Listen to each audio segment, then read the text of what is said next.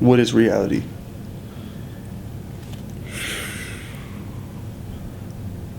Is this reality? I don't fucking know. But only hope we have is Montreality. My name is Machine Gun Kelly, and I'm all up in your face like Amazing Grace. Biatch.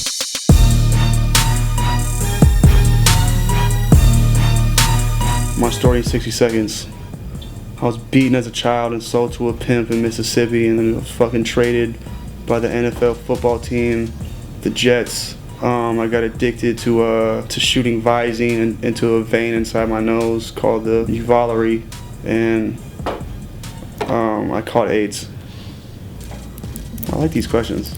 As a student in the classroom, depends what class it was. Some classes I was quiet and didn't say shit and just wrote raps the whole fucking time. Other classes I was the loudest, most obnoxious person you will ever fucking meet. Ever. Like reputation wise, everyone knew I was obnoxious. One time I had this, I don't know what you call it, it was a science class. I was a freshman class and I was a senior. But there was this kid named Shoham. And it was funny because I was a senior and all the freshman kids, so they all thought it was, like, I was a lame in school, but they all thought it was cool because I was a senior, and I was funny as fuck and didn't care and said all this shit. And this kid's name was Shoham, he was an Indian kid. You know, his name was Shoham, it's a kind of a funny name, you know what I'm saying? And so every time she'd ask a question about, like, an atom and stuff like that, you know, it'd be like, how many fucking, you know, electrons and protons are in yada yada, and I'd be like, oh, well, the so-and-so molecule has 8 electrons and 9 Shohams. And like she would never notice, and like all the kids would start cracking up and dying, like, ah, you're so funny. That's the kind of kid I was. I worked as a cart boy. I worked as an airbrush t-shirt salesman. I got paid to pass out business cards to people. I had some odd Joe jobs. Oh, I was a janitor at a recreation center, but that was for community service. Fucking police. Oh, I cleaned up graffiti, but that was also for community service. I worked at Chipotle. I worked as a registered person at Bed Bath & Beyond, and got fired from there like a week or two after I started working there because they said I had terrible customer service. I don't know. I'm a rapper, I guess. What? Big pay. What big pay did I get, yo? My deal was for like $1.5 million. Yo, I haven't seen 1/16 of that. I don't even understand what my deal means. Like, I'm like, what does this even mean, yo? Okay, now I kind of get it. The money is this bullshit, by the way. The money is like how much money I have to spend on the making of my album. I don't even fucking use other people's studio. I record in the basement, for fuck's sake. You know what I'm saying? So I don't even have money to spend shit on. Fucking personally, what did I have to pay for and get? This probably might be the most expensive thing I got. This and a laptop. These magnets, like I never spend money on shit. I don't have money to spend shit on yet. You know, like I haven't got royalties. I don't get shit. Interscope's in this house right now. Ask them. Mental, not physical. Period. Happiness is much more rich than riches. There's some great ones though. Like that's what I'm really trying to think of, like the great ones, because we're like fucked up individuals. So obviously, you know, water on people that's probably like the most pussyish shit that we've done. You know, so like. I want something like amazing. I'm talking about like amazing shit. Oh my god. Oh, we just made our. You know what I'm gonna say? Yeah, you know what I'm gonna say. All right, cool. We just made our new drummer. His name's the Rookie. We just made him smoke me and Steve-O's pubes. And you know what's funny? He didn't know it was really his pubes, so he smoked it. And he goes like this. He goes. I light it for him. I'm like, yo, this shit's called Black Kush. Take this shit. And he doesn't even smoke. It's so funny. He goes, so he doesn't know what the fuck weed tastes. You know, he's like, he goes, 10 minutes later, starts eating his food, and he's like, man, my food even tastes better right now. And so I'm like, yo, hold on, I want to show you something. Pull the video up. Me and Steve-O. Rolling it up. Funny shit, dude. I'm fucked up. Great question. Okay, so we have magnets. We have this blue rock.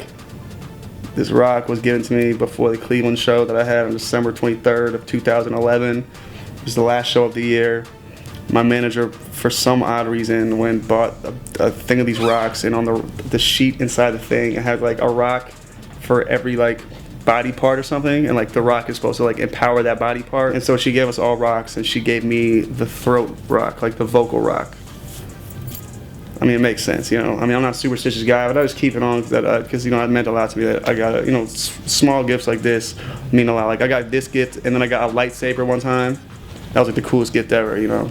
I don't care about cars or any of that shit. I mean, if Puff or Interscope wants to give me a car or some shit like that, I'm not opposed to it because I don't have a car, but, you know. Then I got a couple of dollars. I have a black rag. This is symbolic of EST. The blackness is just it's a very powerful, strong color. It's solid, you know, it's firm, you know, it just represents us, man. You know, we wear black because it's a dark color, and, you know, it symbolizes a lot of like our lives, you know. We all have dark pasts, and, you know, we all kind of live that way to this day. We are writing a book, yeah. So it's actually called The Early Tour Days of Machine Gun Kelly, and it's a shitload of photos, a lot of, you know, sex stories and stuff like that. It's cool, you know, very like talks about like a lot of shit from last year and the year before that, just like the early shit. We were gonna, you know, it's actually funny. We were gonna go for spring, but then we have the EP coming out, so we were like, fuck it and hold off, and maybe we'll do it summer. I don't know. I don't want to do too many things that require my fans to just like ball out on shit. You know, we have merchandise and all stuff. I don't want like everything new I come out with to where like fans are like, damn, I just spent so and so money on this. Like then like, hey, new book, $30. Oh fuck, man, I have to wait. I have to work 2 more months to get the, you know. But fuck it though, you know, it's great content though. So really, I mean, I don't know, you can't really put a price on great content. You know, I mean, like shit, dude, everything's not for free anyway. I don't want to rob the kids who I don't want to rob the kids who don't give a fuck what it costs to get it and support it. You know, like out of shit. So maybe we'll do it this summer. I don't know. Sleepy time. We're talking.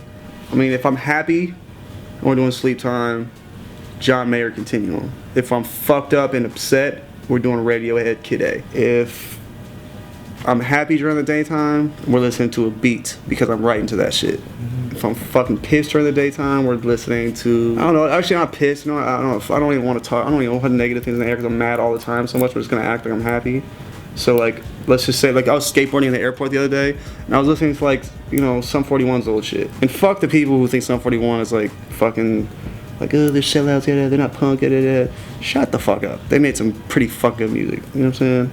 Leave me alone. I don't even know, just because when I meet people, they're just dicks, you know? So I don't even want to, like, say this person, and then I meet them, and they just upset me. I want to work with myself, because I don't work that much in the studio, so. MGK, let's work.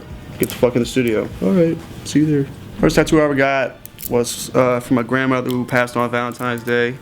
I was 14 years old. It says, rest in peace, Betty Arnold. She was the one person besides my aunt that was always like very unjudgmental towards me. You know, she was like 90% blind, but every time I'd walk in, she'd be like, "Oh, you're so handsome," and I'd be like, "Grandma, you can't even see me." But you know, it's like she would just make my day with that shit. Huge passion for tattoos, man. Very insulted by a lot of like what the tattoo culture has become. I try not to add to that. I try to just get really definitive pieces and just, you know, get shit that people are like, wow, you know. And I think I did a good job because, you know, we just got the cover of Inked magazine. It's out this month, you know, so shit, dude, we're doing something right. The reputation should like proceed itself. I really shouldn't have to say anything. It goes without saying that Machine Gun Kelly shows are by far the most, you know, intense, entertaining shows that go down in hip hop. Half Naked Almost Famous EP / soundtrack is coming out in all Best Buys on March 20th. Obviously very proud of that because it's my first thing in stores, like ever, physical copy. And I'm also really proud just because, like, you know, for the hardcore fans, you'll have most songs on there except for one brand new one. But there's a DVD coming with it as well. That's not in the actual packaging, but you have to get to it by a little secret code on the actual album package thing. So the DVD is obviously huge for me because, you know, the fans love the personal shit and that I do, and that's what the DVD is. I was a bad boy before Puff came in the picture, so when Puff came in the picture, it was just right. Now I'm just trying to make that motherfucker proud. He discovered me just because we had a really good buzz, but the thing is, he just believed in it a lot more than other people did and was willing to let me do my thing and not touch it, just trust it. That rhymed.